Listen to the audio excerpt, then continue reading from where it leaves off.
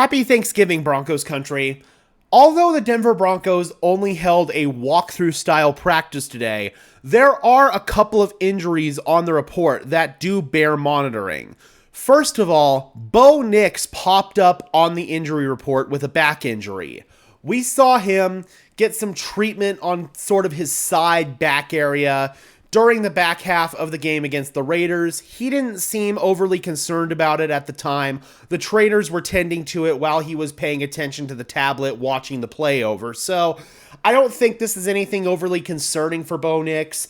As long as he gets a full participation in at some point this week, then I think he'll be good to go. Even if he's limited throughout the week, Bo Nix is going to play. We would have probably heard about anything more serious by now, so I don't think that this is something overly concerning for Bo Nix. I fully anticipate him playing. But the injury that I'm definitely going to be a little bit concerned about this week is Riley Moss. He suffered an MCL sprain in the game against the Raiders. He didn't finish the game. The Broncos said that they could have put him back in the game if he wanted to, but the issue with MCL sprains is that sometimes they can swell up the next day after the adrenaline's worn off and after any painkillers that you might have worn off or anti-inflammatories. After all that stuff wears off, MCL sprains can sort of swell up on you and they can start to cause some problems. We'll have to see what Riley Moss's participation is throughout the week, but if he does not participate at all throughout this week, then I do not anticipate him playing.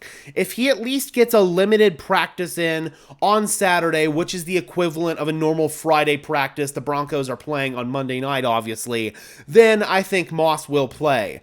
This could be a week-to-week type of injury, though, for Riley Moss, so would not be surprised at all if he misses this game, especially because the Broncos have the bye week next week. They want to get him healthy for the stretch run, so if he misses this week and misses the bye week, then he'll be in position to return against the against the Indianapolis Colts. That would be the game where he would be in position to return. So yeah, man, I think that's probably going to be the plan there for Riley Moss. Keep him fresh for this stretch run at the back half of the season. Additionally, John Franklin Myers, he popped up as limited on the injury report with a shoulder injury. Not concerned about that either. And then everybody else, Josh Reynolds with his hand injury, PJ Locke with his thumb, Brandon Jones with his abdominal injury, and then Zach Allen with his ankle. Everybody is full go. So good news there on Zach Allen. Should be back in the lineup this coming week against the Cleveland Browns. So that is your Thanksgiving injury report, which would basically be the equivalent of a Wednesday injury report. Good news for Zach Allen.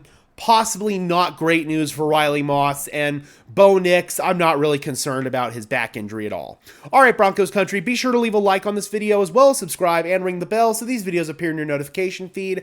I would really appreciate it, guys. We are getting closer and closer to 5,100 subscribers, and the next hurdle we want to get over is 5,500. I think that we can get there by the end of December, so help me get there today by leaving a like and a subscription if you have yet to do so. And until next time, guys, I'm your host, Gage Madrid, saying peace out and happy Thanksgiving.